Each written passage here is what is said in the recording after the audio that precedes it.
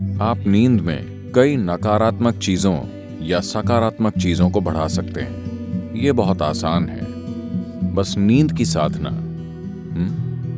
तो एक अलार्म से अचानक जागना जीवन जीने का सबसे अच्छा तरीका नहीं है।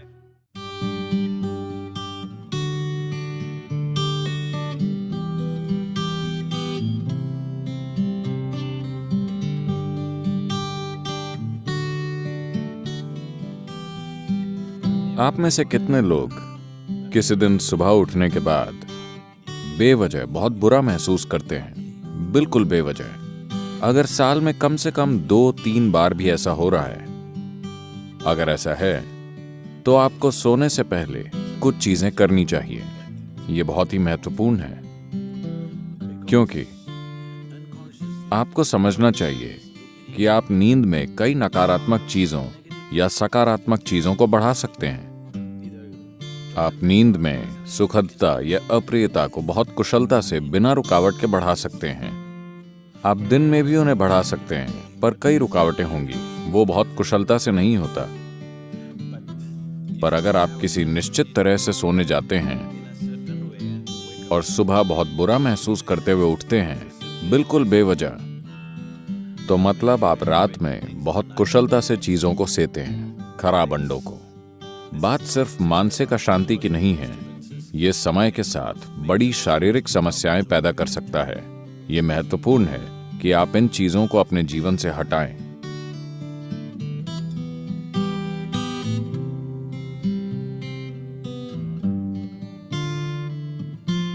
तो रात को सोने से पहले आपको कुछ चीजों का ध्यान रखना चाहिए।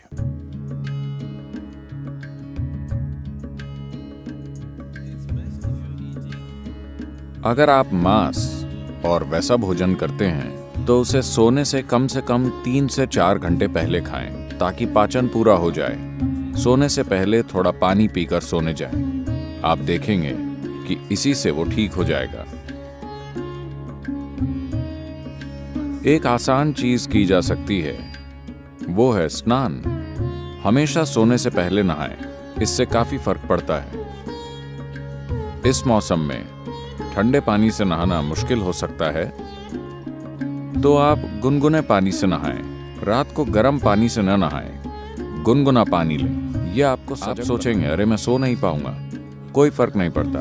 आप 15-20 मिनट या आधे घंटे बाद सोएंगे, मगर नींद बेहतर आएगी, क्योंकि इससे कुछ चीजें हट जाएंगी। जब आप नहाते हैं तब सिर्फ त्वचा की गंदगी नहीं हटती। क्या आपने देखा है, जब आप बहुत तनाव और चिंता में होते हैं, तब सिर्फ नहाने से ऐसा लगता है मानो बोझ लगभग उतर गया हो।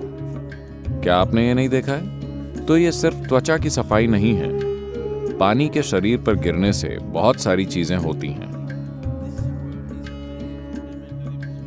स्नान एक बहुत बुनियादी भूत शुद्धि है, क्योंकि आपका शरीर 70% से अधिक पानी है। अगर आप उस पर पानी गिराएं तो एक तरह का शुद्धिकरण होता है, जो त्वचा की सफाई से परे है। एक और चीज अगर आप करना चाहें, आप बस एक जैविक तेल का दिया जला लें, रुई की बाती और कोई भी तेल। यहाँ आप क्या इस्तेमाल करते हैं? साधारण खाने का तेल, linseed oil, rice bran oil या तिल का तेल। आपके पास क्या है? ऑलिव ऑयल, ठीक है। रुई की बाती के साथ कोई भी जैविक तेल लेकर एक छोटा दिया उस कमरे में कहीं जला लें जहां आप सोते हैं। आप देखेंगे कि ये चीजें बिल्कुल गायब हो जाएंगी। अगर आप कोई मंत्र जप सकें या सोने से पहले रात को योगाभ्यास कर सकें, तो बिस्तर पर बैठकर उसे करें। अगर आप ईशा क्रिया करना चाहते हैं तो वो नेट पर उपलब्ध है। आमतौर पर भारत में आपसे कहा जाता है कि सोते समय अपना सिर उत्तर दिशा की ओर नहीं रखना चाहिए। आपको पता है? अगर आप रात में उत्तर की ओर सिर करके सोते हैं, जब आप लेटे हुए होते हैं, तो धीरे धीरे खून आपके दिमाग की ओर बढ़ने लगेगा। When there is too much circulation in the brain, you cannot sleep peacefully. जब दिमाग में रक्त संचार बढ़ जाएगा, तो आप शांति से नहीं सो पाएंगे। अगर आपके दिमाग में किसी प्रकार की भीतरी कमजोरी है या आप अधिक उम्र के हैं, तो आप नींद में मर सकते हैं। हैमरेज हो सकता है, क्योंकि ज्यादा खून दिमाग में घुसने की कोशिश करता है जहां खून की नसें बाल जैसी होती हैं, और चुंबकीय शक्ति कुछ ज्यादा खून भेजती है। सीधे खड़े होते समय ऐसा नहीं होता। जैसे ही आप लेटते हैं, सिर की ओर यह खिंचाव इतना तीव्र होता है कि खून धीरे धीरे दिमाग की ओर जाने की कोशिश करता है। तो इससे बचने के लिए, यह सिर्फ उत्तरी गोलार्ध के लिए है। अगर आप ऑस्ट्रेलिया जाएं, तो आपको सिर दक्षिण की ओर नहीं करना चाहिए। अगर आप भारत में हैं, तो आपको सिर उत्तर की ओर नहीं रखना चाहिए। आप उसे और किसी भी तरह रख सकते हैं, वो ठीक है। इसे अपने मन में रखें कि आप सच में नाशवान हैं, ठीक है? सिर्फ शब्दों में नहीं, सच में। आप अभी मर सकते हैं। आप युवा हों या बूढ़े, कोई फर्क नहीं पड़ता। आप अभी मर सकते हैं, हाँ या ना? सोने से पहले बिस्तर पर बैठकर सोचें कि यह आपकी मृत्युशैया है। आपके पास जीने के लिए सिर्फ 1 मिनट और है। पीछे मुड़कर देखें कि आपने आज जो किया, क्या वो सार्थक है? सिर्फ ये आसान अभ्यास करें, और आप नहीं जानते कि ये असल में कब होगा। आप मृत्युशैया पर बैठे होंगे या अस्पताल में लेटे होंगे, और कई तरह की चीजें आपसे जुड़ी होंगी। किसे पता वो कैसे होगा? पर रोज इसका आनंद लें कि आप अपनी मृत्युशैया पर बैठे हैं। पीछे मुड़कर देखिए कि आज मैंने इन 24 घंटों में जो किया है, क्या वो सार्थक है?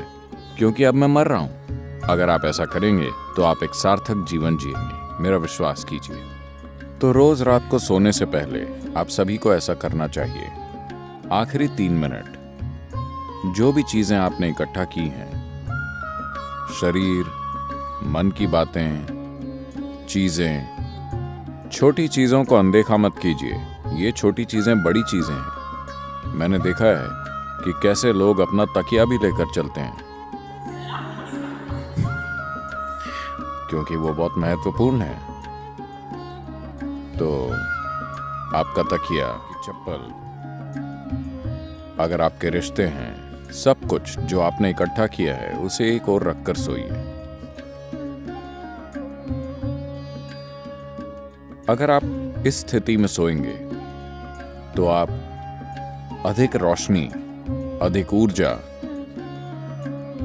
और आपकी कल्पना से भी अधिक संभावनाओं के साथ जागेंगे।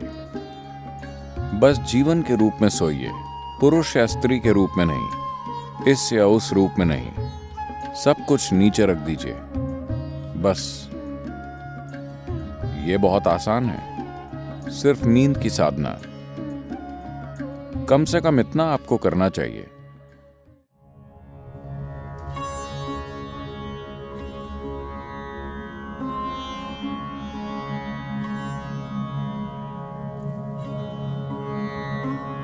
तो आप जैसी ध्वनियों में जागते हैं, वो कई रूपों में आपके दिन की प्रकृति और आपके जीवन का भविष्य तय करेंगी। तो एक अलार्म से जीवन जीने का सबसे अच्छा तरीका नहीं है।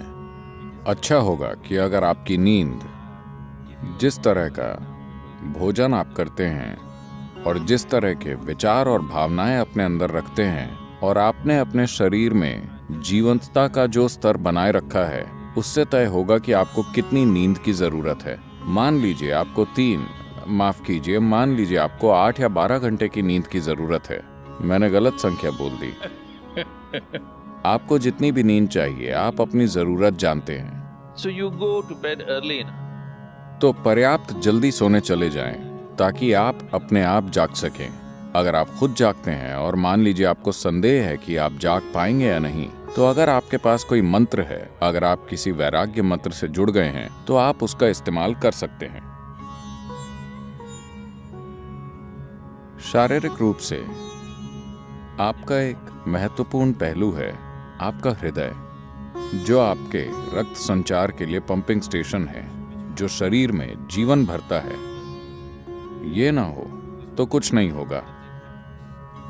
ये बाईं तरफ से शुरू होता है। तो आपको पता है, भारत में आपसे कहा जाता है कि आप जब जागें तो आपको दाहिनी तरफ करवट लेकर उठना चाहिए। बताया है, अगर आप बाईं तरफ करवट लेकर उठेंगे तो आपके साथ खराब चीजें होंगी। खराब चीजें उस तरह नहीं। जब आप आराम की स्थिति में होते हैं, जब शरीर आराम में होता है, तो मेटाबॉलिक क्रिया धीमी होती है। जब आप उठते हैं तो सक्रियता में एक उछाल आता है। इसीलिए भारत में कहा जाता है, देखिए ये चीजें जीवन का हिस्सा थीं, इन्हें आप छोड़ रहे हैं। जीवन का पूरा विज्ञान जीवन का हिस्सा था। आपसे कहा गया कि सुबह जागने से पहले अपनी हथेलियां आपस में रगड़कर ऐसे देखना चाहिए। Not see like this. You must place it upon your eyes. आपको उसे अपनी आंखों पर रखना चाहिए। आप ऐसा कीजिए, आपको भगवान दिखेंगे। ये भगवान देखने के बारे में नहीं है। अगर आप इन दोनों को साथ रगड़ेंगे तो सभी नसों के सिरे, आपके हाथों में ढेर सारी नसों के सिरे होते हैं। अगर आप ऐसा करते हैं तो शरीर तुरंत जाग जाता है। अगर आपको नींद आ रही है तो ऐसा करके देखिए, सब कुछ जागृत हो जाता है। तो सुबह शरीर को हिलाने से पहले आप उसे जगाइए और फिर इसे अपनी आंखों पर रखिए। तुरंत आपकी आंखों और आपकी इंद्रियों के दूसरे पहलुओं से जुड़ी नसें जागृत हो जाएंगी। शरीर के हिलने से पहले शरीर और दिमाग को जागृत होना चाहिए। इसके पीछे यही मकसद है, समझे? तो आप ऐसा कीजिए और फिर अपनी दाहिनी ओर करवट लेकर उठिए।